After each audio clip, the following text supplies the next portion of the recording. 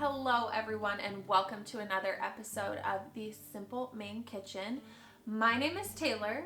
I am excited to chat with you all today because I am going to be talking about something so near and dear to my heart that I've learned over the past couple of years, and that is spending $300 a month on groceries. Yes, I really do this, and I'm not lying. I actually was spending $250 a month on groceries, but have recently started spending $300. So I want to share my tips and tricks with you and hopefully teach you a couple of methods that you can learn to implement in your own home and save hundreds and hundreds and hundreds of dollars on your groceries every single month. I don't know about you, but I used to go grocery shopping every week, maybe 2 times a week, maybe 3 times a week, and I would spend $50 to $100 each time I went just for myself, and it was overwhelming. It was stressful. I would spend way too much money, and then I would be just thinking, well, this is how much food costs, so whatever.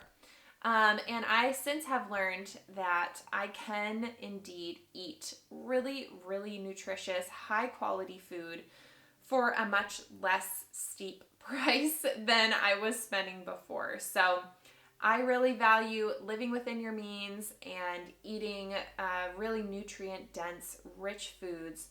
So if you do too, and you want to spend less money on your groceries, then go ahead and keep watching. So I might keep looking over to the side, but that's because I'm referencing my notes. I'm going to really quickly summarize everything, and just know that if you want more details on this that are really broken down, that really give you, step-by-step instructions on how to implement this in your own home, then you can go ahead and email me at simplemainkitchen@gmail.com, and I can send you over my $300 a month grocery guide.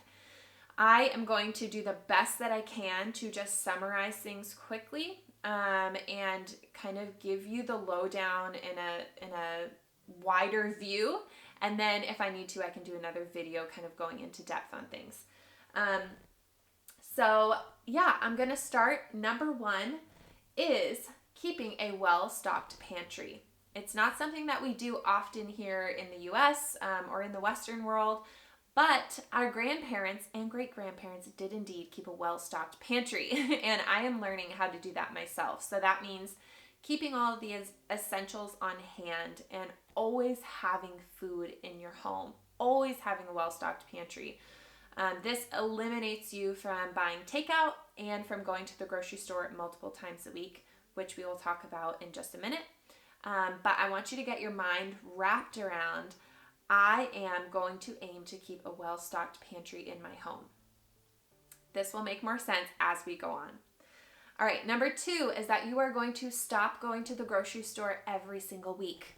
You don't need to go to the grocery store every single week.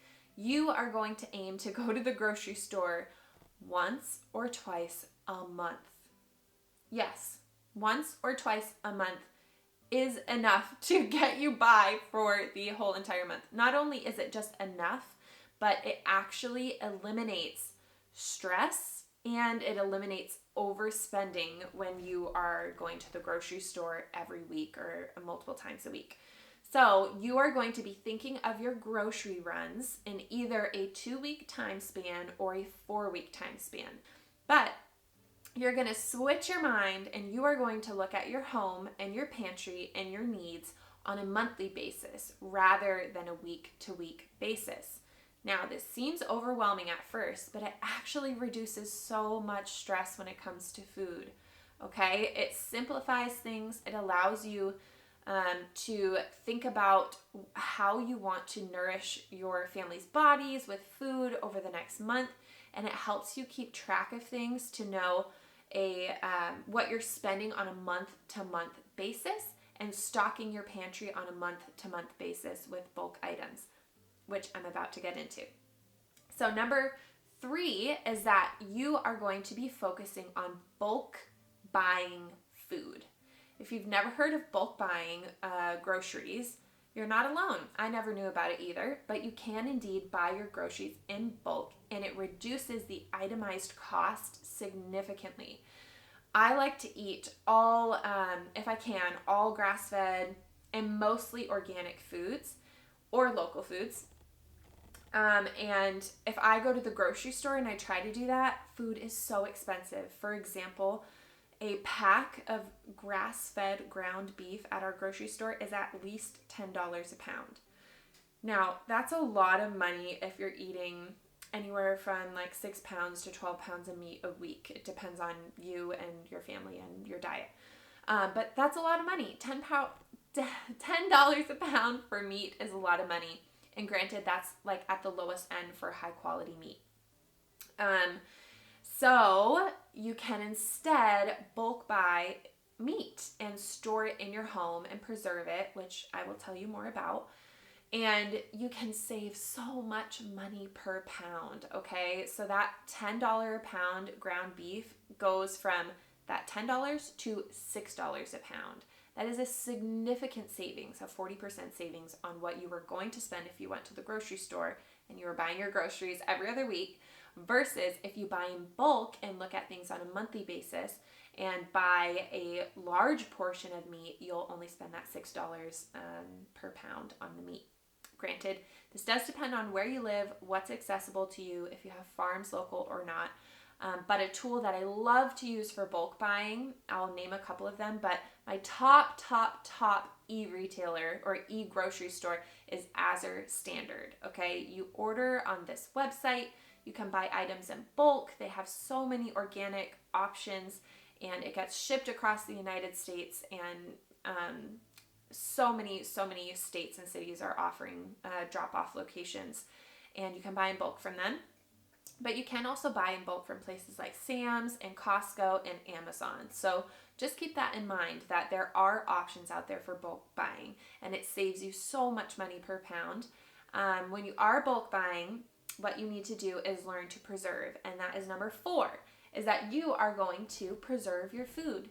Now, this doesn't mean that you have to buy in bulk and then can every single item that you have and spend spend 3 hours a night canning clementines because you saw clementines in bulk. Like, that's probably not going to feed your family very much to have clementines in canned jars. But what will feed your family a lot is buying meat and cheese in bulk and butter, and then coming home and storing all of the extras in the freezer, okay? You don't need to repackage it. You don't have to do anything to it. You just throw it in your freezer and you have all this extra food. Granted, some people don't have enough space to buy those extra freezers, but you can find other creative ways of storing food. You can buy something like flour in bulk. You can put it in plastic bins and put it in your extra cabinet or your extra closet, or you can put it under your bed. I know that sounds weird, but think a little bit outside of the box here and think about ways that you can really just do food differently. And that's a great way to do that. So you can buy those items in bulk and store them at home, and be resourceful when you're getting the containers to store those items in. Places like Dunkin' Donuts or Chick-fil-A will give you food grade buckets for free if you go there, which is amazing.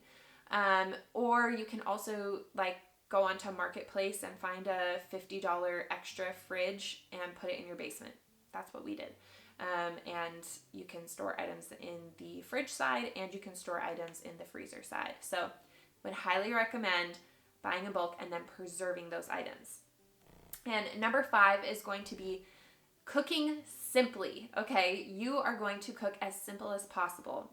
It is not the goal to spend an extra 20 hours a week on prepping food. The goal is to learn how to prepare from scratch meals, okay? It's to learn your kitchen, to learn how to obtain different skill sets to utilize when it comes to preparing food. And initially it will take a little bit more work, but then you'll become a well-oiled machine and you will know how to make things and it will come so easy for you, okay? So all of these things put together are going to allow you to be enjoying cooking in your house so much more, okay? You're gonna feel empowered. You're gonna feel like, wow, I spent $300 a month on groceries this month. Who would have thought? And I made bread? What? Amazing. And I didn't spend 1,000 hours doing it. Incredible.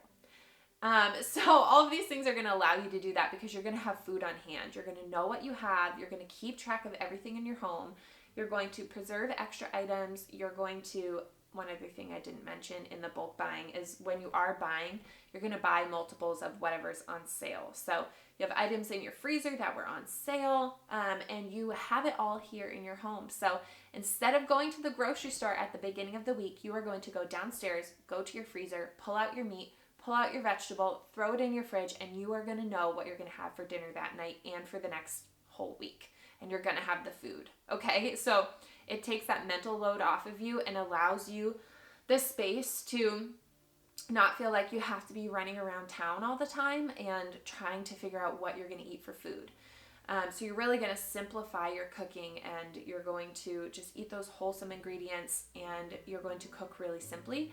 And of course you can make really fun, extravagant meals whenever you want to, but for the majority of us who are working or running a business or raising children, that's just not possible all the time. It's certainly not possible on weekdays when you are working late. So the goal is to have quick, amazing meals that you can make in a jiffy. And some other helpful tips that I'm going to go over with you is just learn a few items at first, okay, to make from scratch, and start with just a couple things at first. So don't feel like you have to go overboard and do everything all at once. Just start with buying flour in bulk and keeping it in bins in your closet. Weird, but worth it. And just start with that, and just start with making bread. And then you can snowball from there and really build your repertoire. I make all my breads from scratch. I make English muffins, tortillas, burger buns. I make my mayonnaise from scratch, which is so expensive at the grocery store. If you want olive oil mayonnaise, highly recommend making it at home. I make things like sauerkraut and kimchi, and I didn't learn all of those things overnight, but now I can make them all from scratch fairly quickly. And in my basement, we have 2 extra freezers. We have canned goods that we store up. We have an extra shelf that we store items on, and we have extra space up here, and it just accumulated over time. And I always have food on hand. I always have really high quality ingredients. My husband and I eat all grass-fed meat. A lot of it is local. A lot of it is from Azure Standard. We have organic vegetables. We have probiotic yogurt. We have raw milk. We have all of these incredible ingredients that I would never be able to eat if we were just buying regularly from the grocery store every month. So not only do you save money, you get to eat in a way that you wouldn't otherwise get to eat, and my body feels so much better. I have not only improved my gut health over time after being diagnosed with IBS.